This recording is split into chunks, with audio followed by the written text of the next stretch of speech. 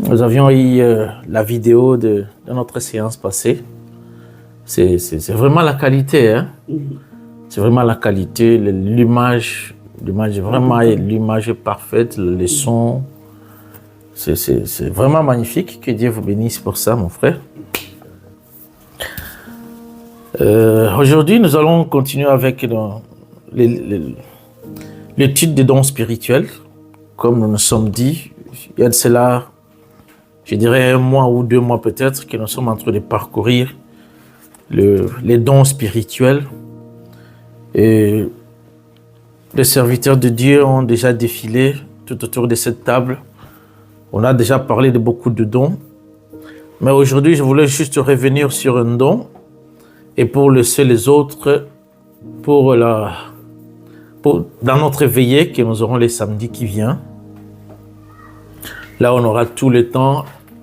Et les samedis qui viennent, j'aimerais bien parler des dons les dons de guérison, les dons des miracles, ainsi que les dons de foi. Je parlerai de ces 3 dons d'une manière condensée, parce que ces 3 dons, ils travaillent souvent ensemble. Ils travaillent souvent ensemble. Ce sont des dons soudés. La personne qui œuvre, qui navigue dans le don de guérison, souvent, il a le don de foi. Et la personne qui opère dans le miracle, souvent, il a aussi le don de foi. Alors, on parlera de ces 3 dons d'une manière condensée. Et on reviendra aussi d'une manière superficielle sur les dons de discernement des esprits. Mais aujourd'hui, je voulais juste ajouter sur ce que le serviteur de Dieu a déjà dit sur les dons de la prophétie. J'aimerais d'abord que nous puissions comprendre pourquoi est-ce que l'auteur a mis beaucoup l'accent sur le don de la prophétie. Et comme le frère avait déjà donné le verset, la Bible dit, par la prophétie, Dieu a délivré l'Israël, et par les dons de la prophétie, Dieu a gardé, protégé l'Israël. Alors vous allez voir que parmi tout le don, il n'y a qu'un seul, et alors un seul don, qui nous parle de futur. Tous les autres dons se limitent au passé et au présent. Alors, la personne qui connaît ce qui va se passer demain, il est en avance que nous tous ici. Parce que rien ne va l'étonner. Il est déjà préparé, il connaît à 10h, à 11h, la semaine, le jeudi prochain, ceci, et cela va se passer.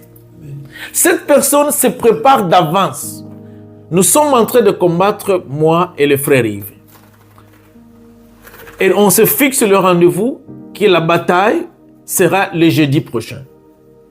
Mais moi, il y a un esprit qui me révèle déjà que Yves viendra avec le Kalachnikov B23. Je connais déjà son armure. Je connais déjà avec quoi il sera muni.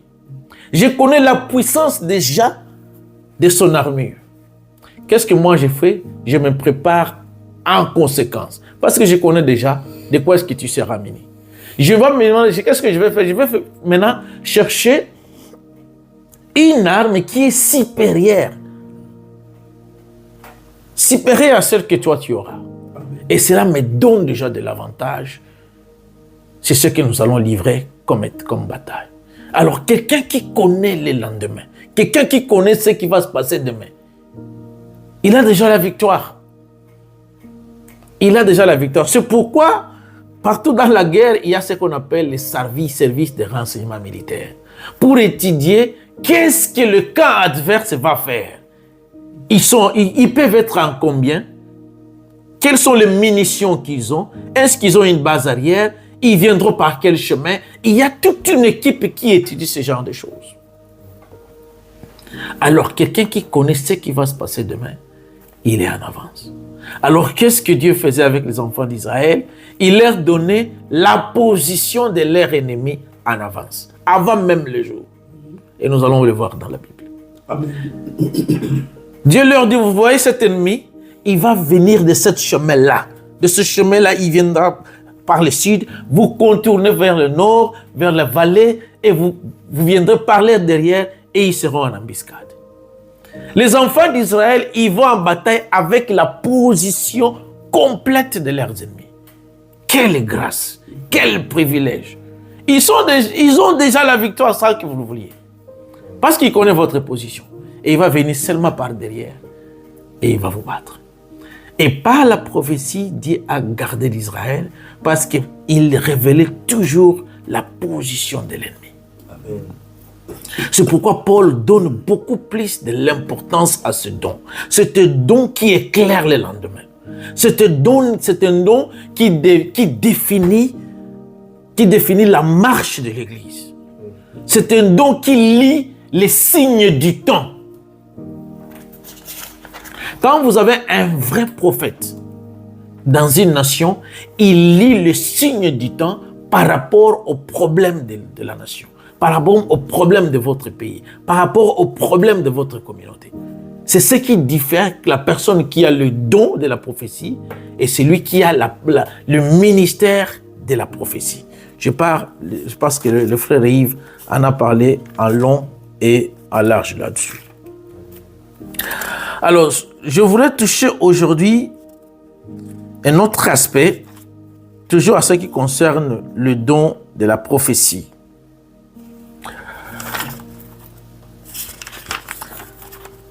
Quand nous avons une prophétie au milieu de nous, ce que nous devons retenir, c'est quoi? Les prophètes et la prophétie, tous les deux, les prophètes et la prophétie, ils n'ont pas l'autorité suprême. Je reprends. Les prophètes et la prophétie n'ont pas une autorité suprême. Par là, qu'est-ce que je voulais dire? Bibliquement parlant, les croyants ont un mot à dire sur la prophétie. Quand le frère Patrick vient avec la prophétie, il nous dit, c'est ainsi dit l'Éternel. Il dépose la prophétie sur table. Bibliquement parlant, nous, la communauté, l'Église, l'ensemble, nous avons un mot à dire sur cette prophétie. Il y a un avis à émettre. Mais cet avis ne doit pas être un avis intellectuel, ne doit pas être un avis animé par le raisonnement purement humain ou par la logique. Amen. Mais cet avis doit être animé par deux choses. Nous devons prendre cette prophétie et nous allons la mettre dans la parole. C'est-à-dire, la parole de Dieu doit nous aider à juger cette prophétie. Et il y a la deuxième chose qui nous aidera à examiner cette prophétie, c'est ce qu'on appelle le don de discernement. Alléluia. Dans 1 Corinthiens chapitre 14, verset 29, la Bible est en train de dire ceci, que Dieu, 2 ou 3 parlent et que les autres jugent. Dieu est en train de placer son peuple comme étant le juge de la prophétie. La version Alfred Coin dit ceci, que les autres exercent leur écoute attentivement en exerçant le don de discernement. La version Parole de vie dit ceci, que les autres examinent. La version Louis II dit ceci, que les autres évaluent le message. C'est-à-dire, quand il y a une prophétie, Dieu nous donne, nous, le droit de l'examiner. Dieu nous donne le droit d'évaluer cette prophétie à la lumière de la parole. Amen.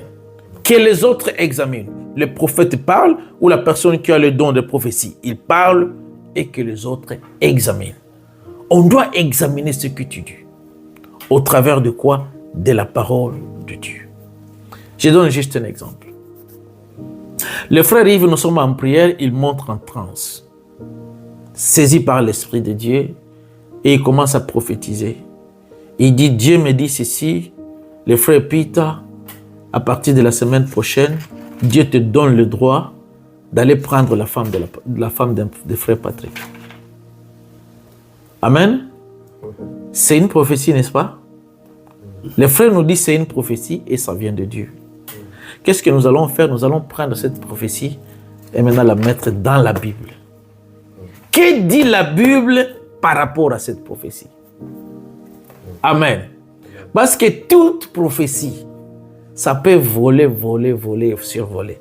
Mais quand il faut atterrir, ça doit atterrir là-bas. Quand c'est au contraire de la parole, ce qui fait que Dieu commence à donner une autre parole pour contredire ce qu'il a déjà dit avant.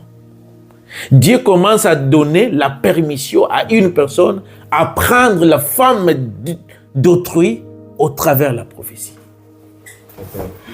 Amen. Alors le Dieu du ciel, lui qui est l'initiateur de la prophétie, il nous met nous comme étant des juges de la prophétie. Les juges de la prophétie. Alléluia. Que dit la parole de Dieu par rapport à cette prophétie? Dieu ne te donnera pas des révélations, des inspirations, des prophéties contraires à la parole déjà qu'il a donnée. Si ça ne se situe pas dans la Bible, si ça n'atterrit pas dans la Bible, Dieu donne le pouvoir à l'Assemblée d'examiner. Et ils ont le droit de dire non, ça ne vient pas de Dieu. Quand Dieu dit qu'on retient ce qui est bon, c'est que lui-même reconnaît que dans ses prophéties, il peut y avoir ce qui n'est pas bon. Parce que dans la prophétie, il y a 3 catégories de prophéties. Il y a une prophétie là où Dieu a réellement dit. Tout ce que le prophète dit, ça vient de Dieu. Il y a une prophétie là où Dieu a dit, mais le prophète, à cause de la chair de son, à cause d'une raison qui lui est purement propre, il ajoute quelque chose que Dieu n'a pas dit. Mais Dieu a réellement dit, mais il a tout simplement ajouté quelque chose qui lui plaît. Et la 3e catégorie, c'est là où Dieu n'a rien dit.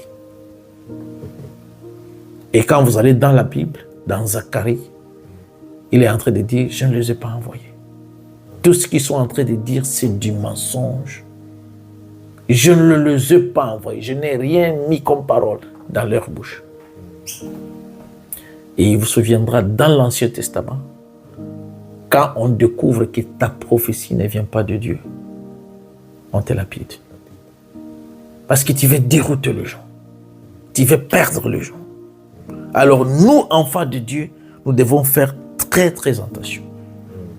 Quand on nous amène une prophétie, ils n'ont pas une autorité suprême. Dieu nous donne, nous, cette capacité et ce pouvoir-là de pouvoir examiner, tamiser à la lumière de la parole et le discernement. C'est un don défenseur, je l'ai encore dit dedans. C'est un don qui nous évite des scandales. C'est un don qui nous montre ce qui vient de Dieu et ce qui vient du diable. C'est un don qui nous montre ce qui ne cadre pas avec la parole de Dieu. C'est un don qui nous dit qu'est-ce qui est derrière. Quel est l'esprit qui anime la prophétie ou le prophète ou une personne. Et quand vous avez ce don-là, vous êtes sécurisé. L'œuvre de Dieu est sécurisée. Les enfants de Dieu sont sécurisés. Amen. Amen. Alors, en ce qui concerne la prophétie, il y a 2 tendances à éviter. Et là, je vais vraiment marteler. Il y a 2 tendances à éviter lorsqu'il s'agit de l'exercice du don de la prophétie. La première tendance, c'est la tendance de l'incrédulité. Il y a des gens, quand il s'agit tout simplement des prophéties, il se barricade lui-même. Il est dans l'excès, il ne veut pas accepter. Parce que tout simplement, c'est quoi? Il y a d'abord de l'intellectualisme. Beaucoup de gens qui sont trop intellectuels, ils sont trop scientifiques. Ils n'arrivent pas à croire aux prophéties. Quand il y a l'ainsi dit l'Éternel, lui amène l'intellectualisme. Est-ce que ça peut être normal? Est-ce que ça peut être ceci? Est-ce que ça peut être cela? Et c'est pourquoi dans 1 Thessaloniciens, chapitre 5, verset 20, la Bible est en train de nous prévenir. Il dit ceci, ne méprisez pas la prophétie, mais plutôt examinez et retenez ce qui est bon. Cette incrédulité amène au mépris et au dédain à tout ce qui est prophétique. Cet esprit t'amène à douter de tout ce qui est prophétique. Ça te donne beaucoup de questionnements dans la tête. Alléluia. Et cela fait que la prophétie peut être refusée. Et pendant que c'est la bonne. Amen. Alors, qu'est-ce qui fait qu'une prophétie? Qu'est-ce qui fait qu'une prophétie soit refusée? Qu'est-ce qui fait qu'on puisse douter d'une prophétie? Le frère Patrick qui débarque ici nous donne une prophétie et c'est tout le monde qui doute. C'est tout le monde qui redoute de ça. C'est tout le monde qui refuse. C'est tout le monde qui décline la prophétie. Quelles sont les raisons pour lesquelles une prophétie peut faire en sorte que ce soit un sujet de dédain ou de mépris? La première des raisons, la qualité du canal par lequel les prophéties sont sorties. La qualité du canal, c'est-à-dire la personne. Sa vie. Vous savez, il y a des gens, quand on donne la prophétie, et d'abord, avant d'écouter la prophétie, ils voient d'abord la personne, les canaux. Quelle est sa vie? Est-ce que Dieu peut lui parler? Et ça fait en sorte qu'on doute de la prophétie. Je donne juste un exemple. Je vois un homme marié, un serviteur de Dieu. Nous sommes dans un hôtel, je connais sa femme, je connais sa maison, je connais son église. Je le vois en train de sortir dans une chambre d'hôtel avec une sœur de l'église. Une chantre de l'église. Le lendemain matin à l'église, il commence à prophétiser.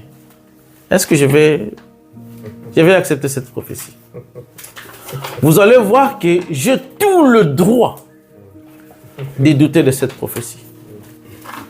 Les canaux par lesquels la prophétie est passée m'amènent à douter la qualité de sa vie.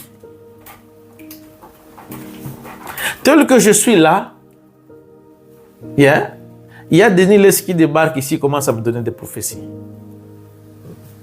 Mon frère, j'accepterai ces péchés de refuser. Cette prophétie, je la refuserai. Beaucoup de gens voient d'abord la qualité de ta vie. On était avec toi cet hier dans la boîte de nuit avec des prostituées.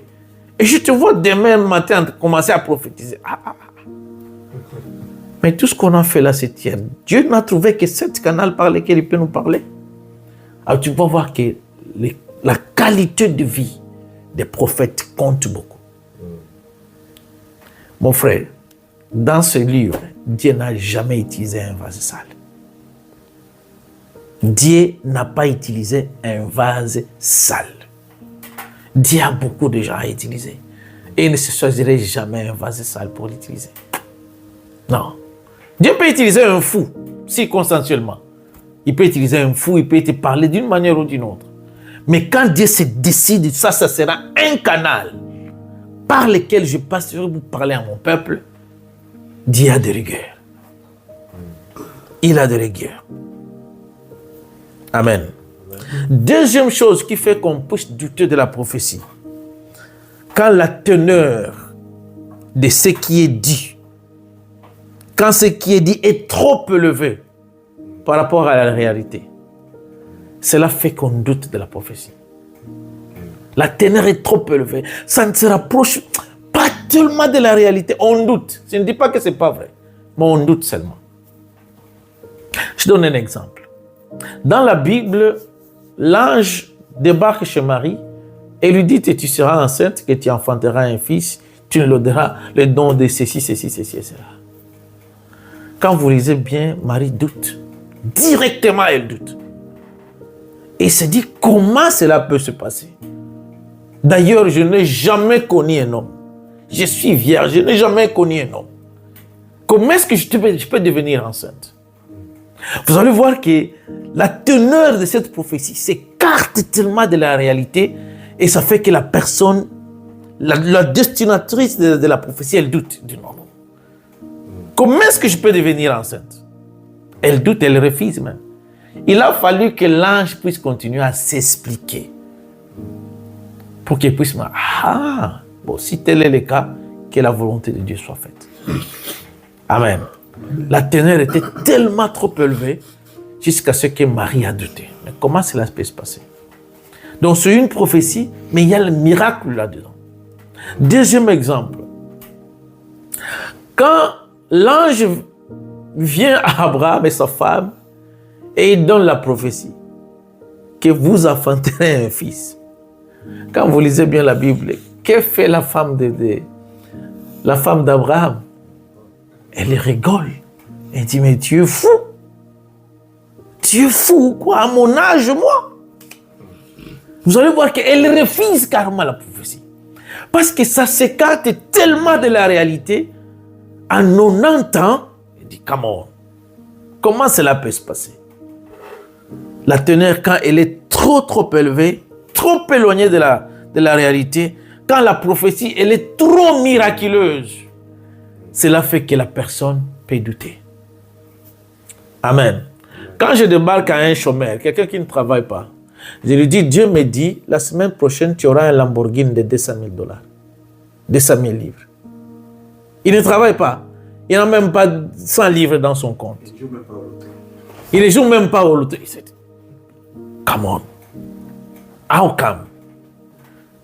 C'est une personne qui ne connaît même pas les voies de Dieu, mais tellement la teneur est trop élevée, il doute. Sarah a douté, il ne sera pas la première personne. Marie a douté, et il y a beaucoup de gens qui ont douté dans la Bible. Alors la troisième raison qui peut faire que la prophétie soit remise en doute, quand vous avez déjà une mauvaise expérience. Quand vous avez déjà une mauvaise expérience de la prophétie, ça détruit ton cœur. J'ai prié dans une église de Luton, là où je prêchais déjà la parole avec le pasteur Ndingambot, que le frère Yves connaît bien. Il y a un prophète qui vient, il vient du Congo, on le reçoit. Il prophétise pour une sœur. La sœur avait déjà 5 ans de mariage, 6 ans de mariage sans enfants. Sans enfants, sans vraiment la reproduction. Il lui dit, Dieu me dit, juillet qui vient, tu auras un bébé, une fille. Le juillet qui vient. On était le mois de janvier de cette année. Et il dit, en juillet qui vient. Donc si on peut bien calculer même quand est-ce que la grossesse va entrer. C'est bien calculé quand vous prenez le juillet, vous soustrayez les 9 mois, vous avez le mois pendant lequel la grossesse va entrer. On reste avec la sœur dans l'église. Septembre n'a rien. Décembre rien. Janvier rien. Jusqu'au juillet. Et vous savez la conséquence? Quand on arrive en juillet, la sœur et le frère, ils quittent l'église. Ils ne viennent plus. Mauvaise expérience. Alors, tout prophète qui parlera à cette sœur, il aura des problèmes. Son cœur est déjà brisé. Mauvaise déjà expérience. Il y a un pasteur que j'aime beaucoup au Congo, il s'appelle Roland Dallot. J'aime suivre quand même quelquefois ses vidéos. Il a l'habitude, chaque décembre, cet homme de Dieu entre en prière pour le Congo. Il prie pour la nation. Et chaque fois il sort de cette retraite-là, il vient toujours avec ainsi dit l'Éternel. Fort malheureusement, l'année passée, il a fait des prophéties qui ne se sont pas réalisées. Et vous savez la conséquence, le décembre dernier? Il n'est pas entré en cette retraite. Il n'est pas venu avec ainsi dit l'Éternel. Il le fait tous les ans, sans coupure. Mais parce que les gens ont encore cette mauvaise expérience de l'année dernière. Je ne sais pas si c'est par la honte, je ne sais pas qu'est-ce qui l'anime. Mais il n'est pas venu. Quand il sort de cette retraite, il vient toujours avec les drapeaux congolais. Il vient avec le drapeau congolais, il commence à prophétiser, il donne des paroles de connaissance, et ainsi de suite. Alors quand le peuple a déjà une mauvaise expérience, il y aura toujours un problème. Et la quatrième raison qui peut faire que la prophétie soit méprisée ou soit en doute, car on a l'habitude des canaux. L'habitude des canaux. Vous savez, quelqu'un, quand vous devenez trop proche de quelqu'un, il peut prophétiser que tu doutes. Ah, frère, il faut tous en aller tous les jours. Amen. C'est pourquoi dans Marc chapitre 6, verset 4, on dit toujours qu'un prophète est toujours méprisé dans sa patrie. Tout le monde a accepté la mission de Jésus. Tout le monde a accepté le ministère de Jésus, mais sauf sa propre ville. Et vous savez ce qu'ils disent? Le fils de Marie, le frère de Jacques. N'est-ce pas qu'on connaît ses frères et ses sœurs? Ah, come on. D'où lui vient cette puissance? Tout le monde a accepté, sauf cette ville-là.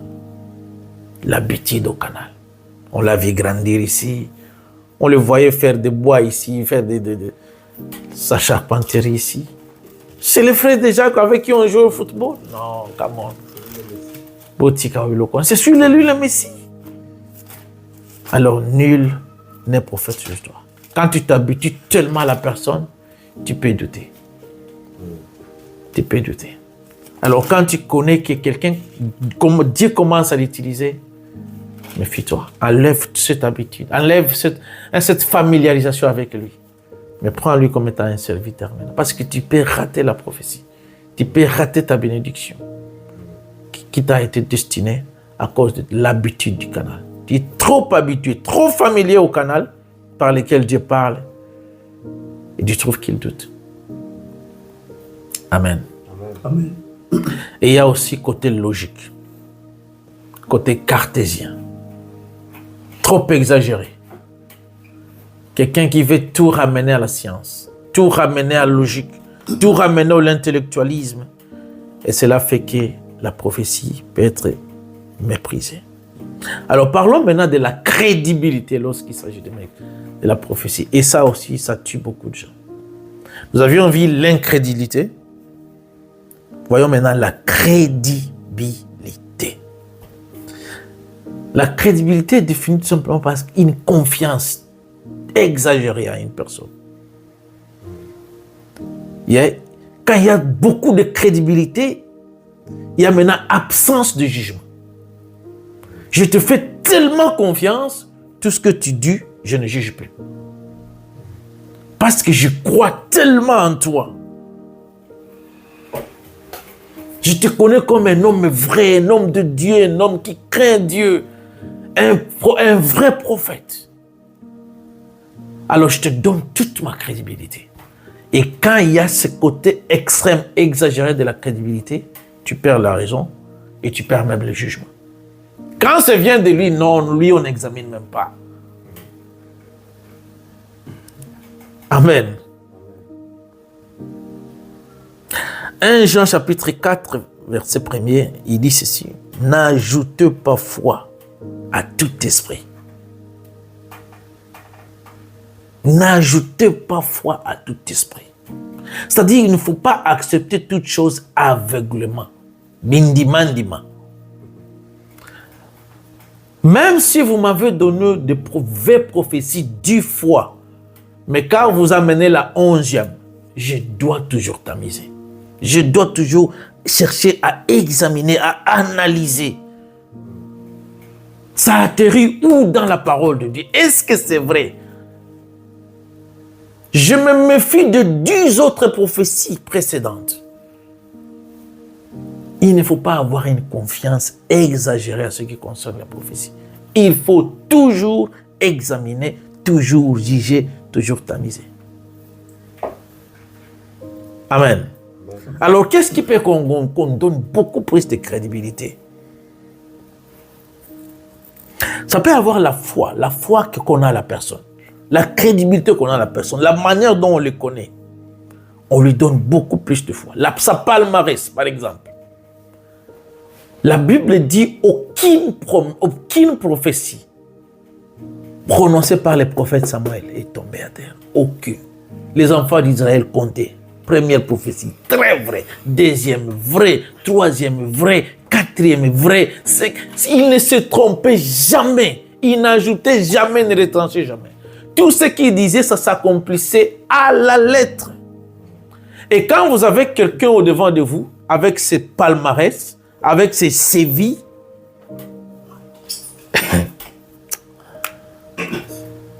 la question est la suivante.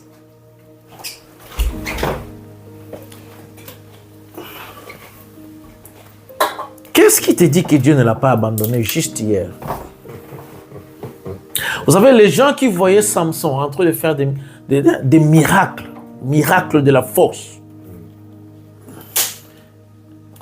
Et quand on le voit le lendemain, Samson enchaîné, ils se disent non, est-ce qu'on est en train de rêver? La Bible dit même lui-même ne connaissait pas que Dieu l'avait déjà abandonné. Qu'est-ce qui ne te dit pas que la personne a perdu sa relation avec Dieu juste hier? Alors, il faut toujours examiner une prophétie. C'est très, très important. Alors, quand on n'examine plus, vous prenez tout ce que le prophète dit, on tombe dans un piège. On tombe dans un piège. C'est là où vous avez maintenant des prophètes qui falsifient même la Bible. Il peut dire ce qui n'est pas biblique et c'est toute une assemblée qui accepte. On se réfère à tout ce qu'il a déjà dit. Sa palmarès, son CV, tout ce qu'il a déjà dit. Il n'a jamais tapé à côté de la plaque. Il est toujours vrai. Et là, c'est un piège. Dieu est en train de nous dire, n'ajoutez pas foi à toute chose. Non. Vous avez cette responsabilité de juger, de discerner toutes sortes de prophéties. Amen. Vous savez, David, un jour, il veut... Je parle juste de prophétie, l'importance de ce don. David veut construire un temple pour Dieu. Il demande au prophète Nathan, est-ce que Dieu est d'accord que je puisse construire le temple? Nathan lui dit, oui, vas-y. It's okay. You can do it. Ok. David commence à acheter du matériel. La nuit, Dieu vient parler maintenant à Nathan. Il dit non, on va lui dire que ce n'est pas lui. Ce n'est pas lui qui construira le temple dans lequel j'habiterai. Mais ça sera son fils. Et vous allez voir que sans ce don, David allait construire un temple que Dieu n'allait pas accepter. Il y a un roi que j'aime bien dans la Bible, il s'appelait Josaphat. Les nations environnantes se liguent contre les nations d'Israël. Et la Bible dit que dans sa frayeur, il convoqua tout le peuple et on doit jeûner. Parce qu'il n'avait aucune option. Il se sent tellement faible. Et il commence à prier. Et dans cette prière, Dieu va saisir une personne dans la foule. J'aime beaucoup cette prophétie. La personne monte en transe, il commence à prophétiser.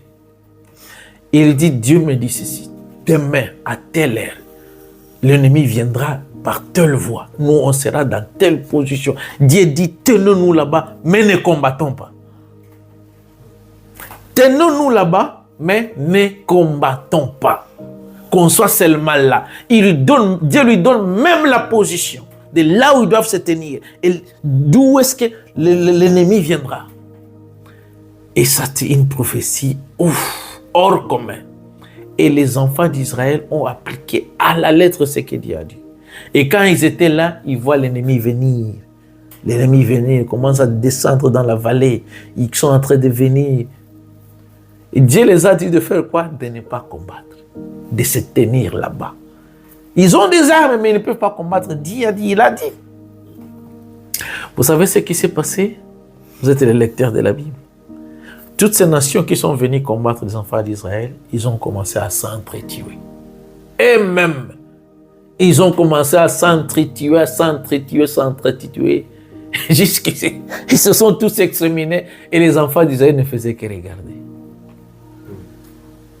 Quelle puissance! Quelle faveur d'avoir quelque chose comme ça au milieu de vous. Dieu vous donne ce qui va se passer et il vous donne même la position là où vous positionnez. Le don de discernement. Néhémie est en train dans Néhémie chapitre 6, Néhémie est en train de construire la muraille. Et il y a un prophète qui lui amène l'ainsi dit l'Éternel. Dieu me dit ceci, ceci, ceci, ceci, ceci, cela. Et vous savez ce que Néhémie dit? Directement, je discerna que ce n'était pas la voix de Dieu. Mais c'est seulement Tambala et Tobita les a payés de l'argent pour qu'ils viennent me donner une mauvaise prophétie. C'est-à-dire les jaloux, les ennemis, ils donnent de l'argent à un prophète pour venir tromper un Néhémie. Et quand on est en train de prophétiser, directement l'Esprit de Dieu lui saisit. Et lui dit non, il donne directement les discernements. Que ça, ce n'est pas une bonne prophétie. Ça ne vient pas de Dieu. Il dit directement, lorsqu'il parlait, je le réalise que ce n'est pas une prophétie. Et Dieu lui révèle même que c'est Tambala Tobija qui a payé cette prophète pour venir lui donner une mauvaise prophétie, pour le décourager à continuer à construire les miracles. Très dangereux quand on n'examine pas une prophétie.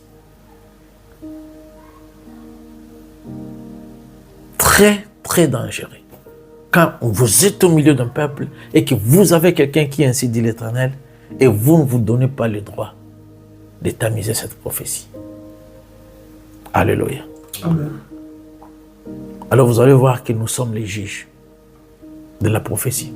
Nous sommes à ce qui concerne les prophéties, la prophétie et le prophète et la prophétie n'ont pas l'autorité suprême. Et la raison pour laquelle Dieu a fait ça, c'est parce qu'il connaît qu'il y a de ces prophéties qui ne viennent pas de lui. Il y a de ces prophéties là où le prophète a ajouté, pour ces raisons qui lui sont propres. Il ajoute des choses. Il met le mungwa, il fait pleurer peut-être à une personne. Il met des choses que Dieu n'a pas dit. Mais Dieu a dit quand même quelque chose. Mais il ajoute. Il y a de ces prophéties là où Dieu n'a rien dit. Des fabrications, des inventions, des maquiona. Quelqu'un il vient avec une prophétie pour vous prendre. Alors quand on vous donne quelque chose qui ne va pas se réaliser, c'est très dangereux. Vous savez ce que la prophétie crée dans les cœurs des gens? Les attentes. Ceci va se passer et rien ne se passe. Ça déçoit tellement. Vous vous attendez à un enfant l'année prochaine, mon frère. Il y a de cela, des années, vous avez souffert dans la sérénité. Et quand on donne cette prophétie à une femme, ça lui apaise. Oh, j'aurai un bébé l'année prochaine. Et quand cela ne se passe pas, tu as détruit toute une âme. Cette personne peut même quitter la foi. Dieu a menti. Et quand vous voyez maintenant ce genre de prophète, il commence à s'expliquer. Oh, peut-être elle était en train de marcher dans le péché. Oh, ceci, etc. Mais non. Mais ta prophétie, Dieu n'a pas dit ça. Tu as donné tout simplement la prophétie, point barre. Dieu est derrière sa prophétie. Il les accomplit à tout prix. Mais il commence à justifier. Et il va trouver des exemples, des versets, des logiques pour justifier ce qui ne s'est pas passé. Je suis au Zimbabwe avec un frère. On l'appelait petit frère de Jésus. Il modérait, il prêchait à cette époque-là. Nous sommes en train de manger avec lui. Azos Salaboy. On est en train de manger, il fait ça. Il continue à manger. On mange, il fait encore ça. Et à un certain moment, il se lave les mains, il coupe, il ne mange plus.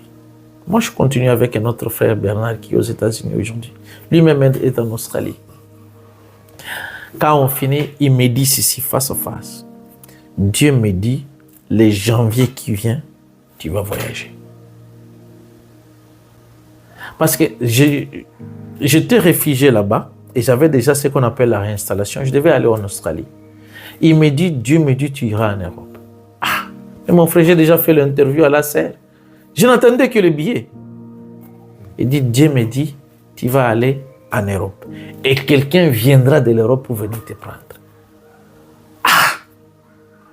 Ma petite sœur était déjà ici à Londres. Je l'appelle. Ça, nous sommes à quel mois? Novembre, le 21 novembre. J'oublierai jamais. J'appelle petite sœur. Est-ce qu'il y a quelqu'un qui viendra me prendre? Il dit, qui viendra te prendre comment? Ah, ok. Ça, c'est le 21 novembre. 21 décembre, rien ne se passe. Ah, mais ce frère, il est fou, il est quoi? Mois de janvier, ah, il ajoute quelque chose. Tu voyageras, j'ai vu le chiffre D, si ça ne sera pas le 12, ça sera le 22. Entre les deux dates. Si ça ne sera pas le 12, ça sera le 22. Il dit, j'ai fait le chiffre D à la fin, mais Dieu m'a caché le chiffre avant. Ah, ok. Mois de janvier, j'attends, rien ne se passe. J'appelle ma sœur qui était ici. J'avais de l'argent. Au Zimbabwe, je vivais bien. Moi, je voyageais avec $7,000. J'avais beaucoup d'argent au Zimbabwe. Je faisais le commerce. Je faisais les bilamba en Combo. J'achetais ça au Mozambique pour venir vendre au Zimbabwe et j'allais revendre ça au Botswana. J'avais vraiment de l'argent. J'étais interprète là-bas. J'avais une maison de 3 chambres que le gouvernement m'a donné parce que j'étais interprète. Quand je suis arrivé au Zimbabwe, dans 8 mois, j'ai commencé à parler la langue zimbabwéenne et on m'a pris comme interprète ou ça à l'immigration. Donc j'ai interprété tout le monde qui venait faire l'air Ngunda. C'est moi qui étais l'interprète. Alors on m'a payé, on m'a donné une maison. On m'a donné une maison de 3 chambres. Mon frère, on arrive le 12 janvier. Rien ne se passe. Il y a une autre prophétie qui sort dans l'église qui dit que préparez notre interprète va voyager. C'est moi l'interprète, c'est moi qui ai interprété. Le prédicateur qui prêchait en français ou en lingala, moi je mettais en shona. J'étais le seul interprète là-bas. Il faut préparer quelqu'un d'autre et puis tu vas voyager. Ah! Mon frère, nous sommes le 19 janvier 2005. Quelqu'un m'appelle ici en Angleterre. C'est toi, Pita? Oui, c'est moi. Il se présente. Moi, je m'appelle tel. Je serai au Zimbabwe demain le 20. Je viens te prendre. Mais toi, c'est qui? Non, il y a l'un de tes beaux-frères qui n'a pas voulu me... Il ne veut pas que je te révèle encore le nom, qui m'envoie pour venir te prendre. Il a loué le passeport de mon petit frère. C'est avec ce passeport-là de ressemblance que je viens te prendre. Nous sommes le 20. Le 19, il me dit, il sera au Zimbabwe le 20. Ah, ok. Il coupe. Le lendemain, il est au Zimbabwe, il m'appelle. Non, tu me rejoins à l'hôtel. Je le rejoins à l'hôtel, il me montre le passeport, on fait les ressemblances. On commence à faire l'exercice pour que je puisse capter le nom de la personne, c'est cela, la date de naissance. Ça, c'est le 20. Le 21, j'appelle le numéro 1 de l'immigration de Zimbabwe parce qu'on coopérait bien avec lui, il me connaissait déjà, il était son interprète. J'ai dit, est-ce que tu peux me faciliter de voyager? Je dis, tu veux voyager quand? Je lui dis, tu as un passeport? Je dis, j'ai un passeport de l'Angleterre avec ressemblance. Tu me l'amènes. Il dit, non, il n'y a pas de problème. Viens demain, je te mets dans l'avion. Le 22, j'ai quitté Zimbabwe pour venir ici. Je te dis, j'étais dans l'avion perdu. Il y a déjà ma réinstallation m'attendait. Je suis sorti, mon convoi pour l'Australie, ils ont voyagé le 29. Pour aller à l'Australie, moi je voyageais le 22. Précision, concision chirurgicale de cette prophétie. Ce frère, un jour, on mangeait avec lui. Il coupe, il va m'acheter une carte de téléphone. Il dit, appelle chez toi à la maison. ton père et ta mère sont à l'hôpital. Ah! Mon propre frère lui dit, ton père et ta mère sont à l'hôpital maintenant que je te parle. Il m'achète une carte. Tu vois les toc-toc. Mon frère, je prends la carte et j'appelle. Avant que j'appelle d'abord ma petite sœur ici. Je dis, est-ce que tu as la nouvelle que papa et maman sont à l'hôpital? Elle dit, non, je ne suis pas encore ici, cette nouvelle. Depuis quand? Donc il dit, attends, je vais vérifier. Elle l'appelle au Congo. Elle me revient dans 5 minutes et dit que le matin, ils ont été empoisonnés tous les deux et ils sont à l'hôpital. Kindoki. Alors, il y a de ces gens qui Dieu utilise réellement. La prophétie, elle est réelle. Et elle existe. Ses frères avaient des précisions, je te dis. On l'appelait petit frère de Jésus. Un garçon simple. Simple. Chaque minuit, il se réveille pour prier. Et il va te réveiller. Lève-toi, prions. Je dis non, mon frère, moi je dors. Il est resté chez moi. Je lui ai donné une chambre. Il est resté dans ma maison. Mais il avait des précisions. Ah non. Il est devenu pasteur aujourd'hui en Australie. Okay.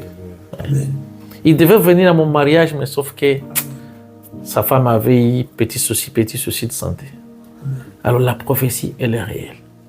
Et nous pouvons aussi naviguer dans cette dimension si nous nous concentrons.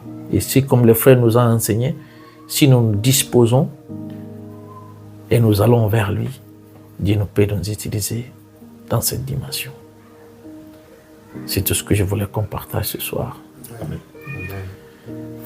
Que Dieu nous bénisse. Amen.